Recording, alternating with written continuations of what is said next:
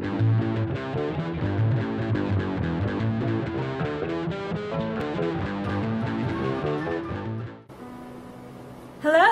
and welcome to the Dwarven Tavern Smoke Rings.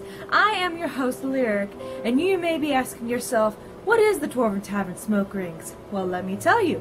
The Smoke Rings is a section of the tavern where we like to discuss books of all sorts.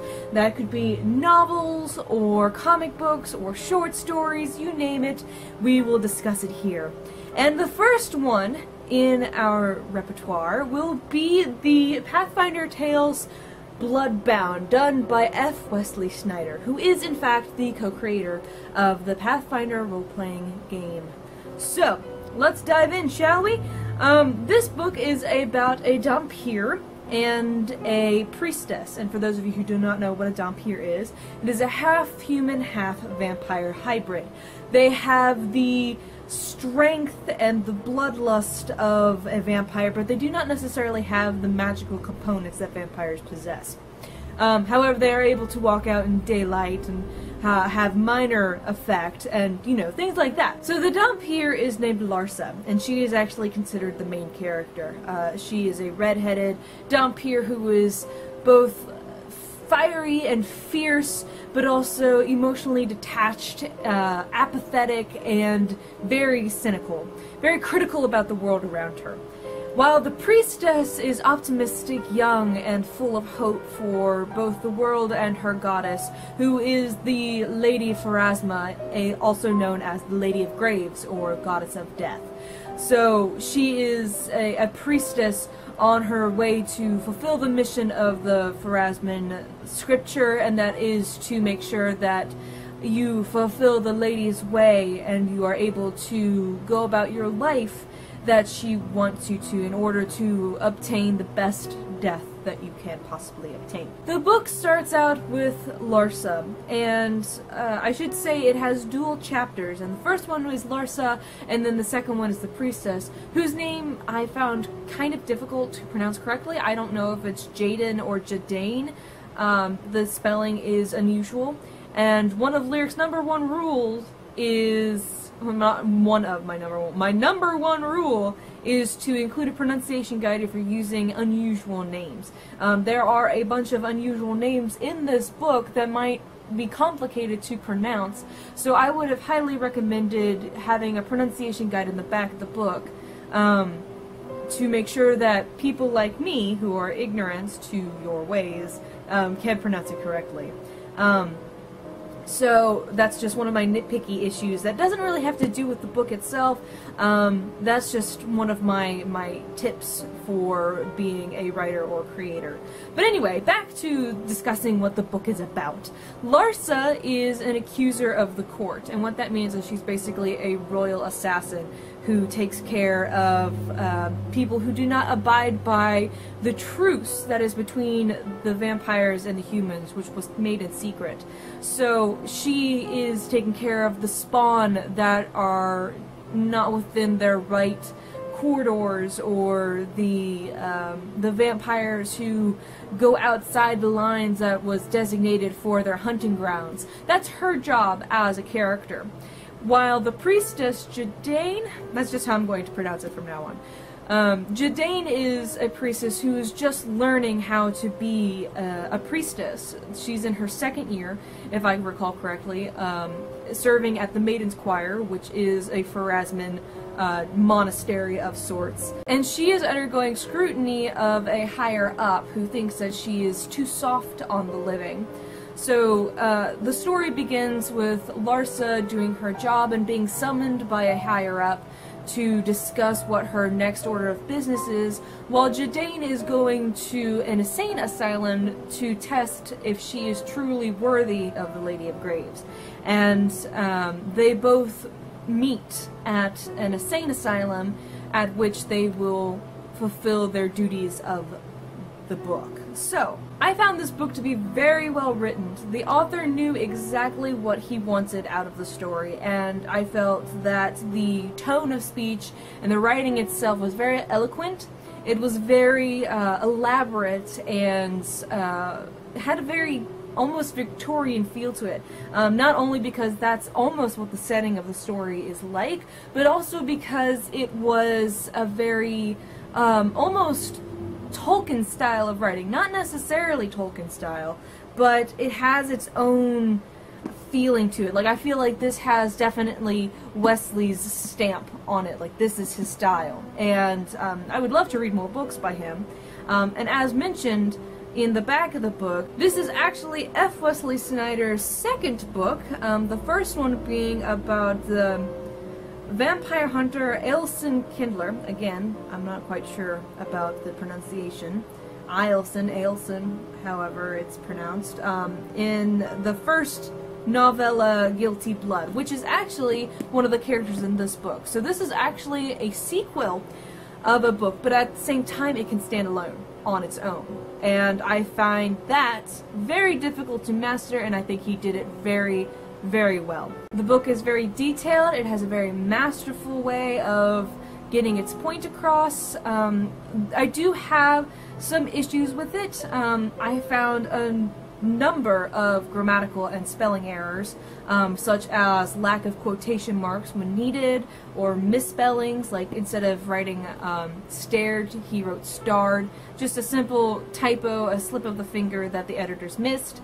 As an editor of the Dwarven Tavern, that's actually my job to find those mistakes, so I have a very keen eye for finding them.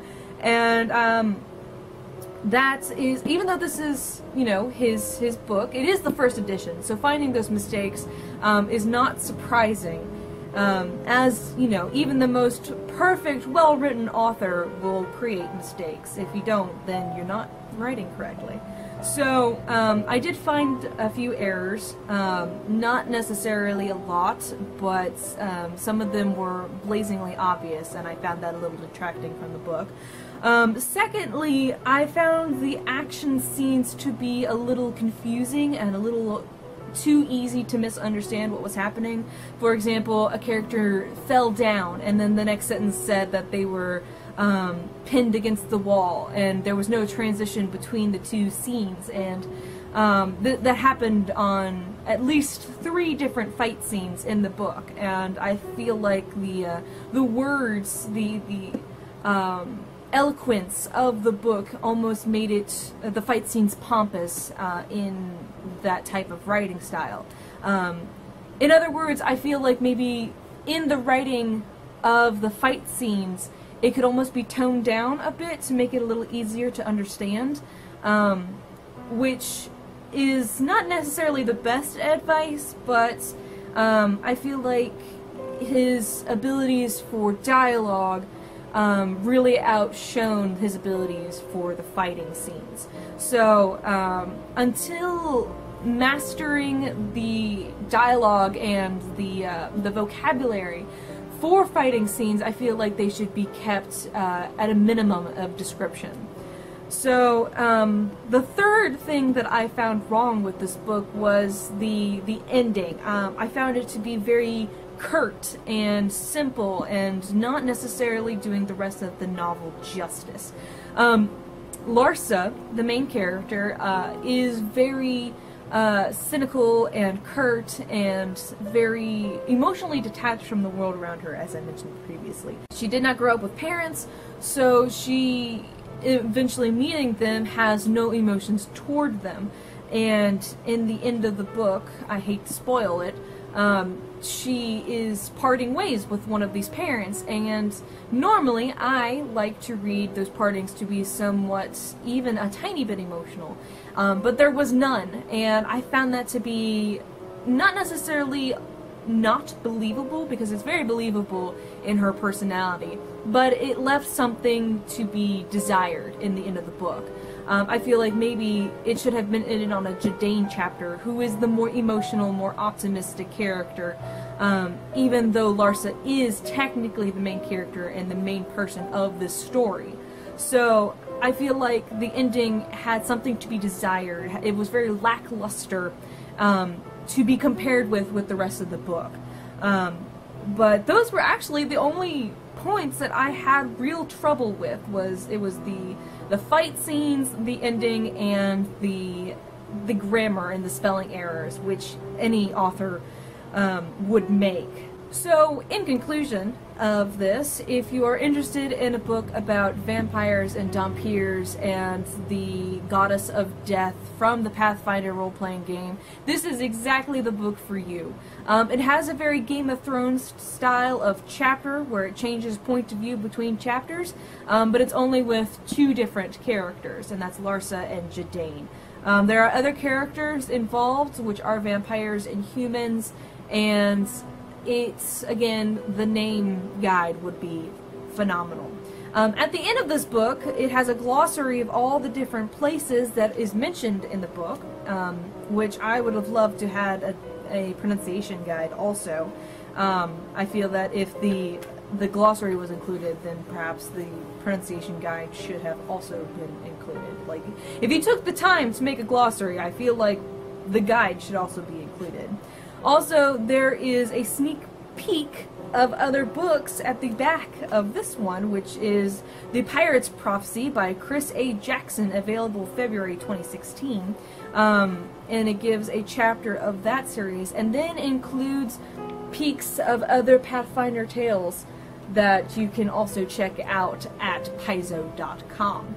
So, I give this book overall a 4.5 out of 5 axes. The action scene and the lackluster ending really detracted from my experience with the book. And on a more personal level, it has included PCs from what I can only assume are Pathfinder games played by F. Wesley Schneider and his compadres. And I feel like those scenes, those characters actually detracted from the book, from my own experience. While I normally love to see characters included in books or written stories about these characters, this one was, I feel, not necessarily the best done, not necessarily the best described, and I feel like it kind of broke that fourth wall for me. I'm not including that in the book review itself. It doesn't have any effect on the final score. That's just a personal problem that I had with the book. Kind of something to take note from. But otherwise, this book was very well written. It was very well detailed. The dialogue was phenomenal. Character reactions and personalities were very, very well done. I felt that they all had personalities that were realistic and believable. I felt that there was very little metagaming, if you will, in this book. What Larsa knew, Jadain might not have known, and what Jadain knew, Larsa might not have known. And it was very similar for all of the characters involved.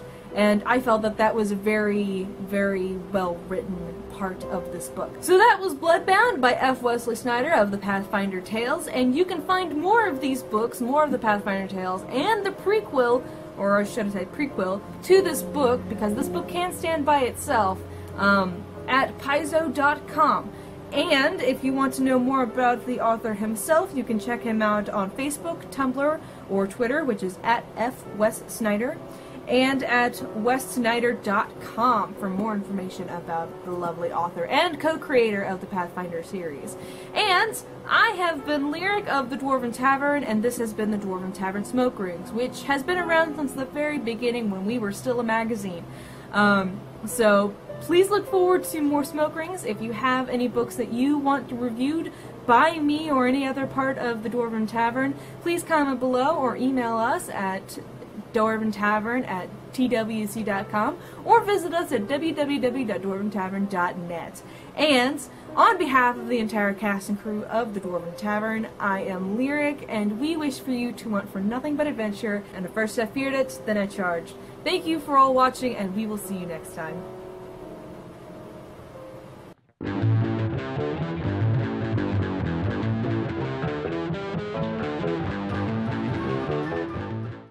Why am I in a robe, you ask? Because robes are fancy, and fancy is comfortable.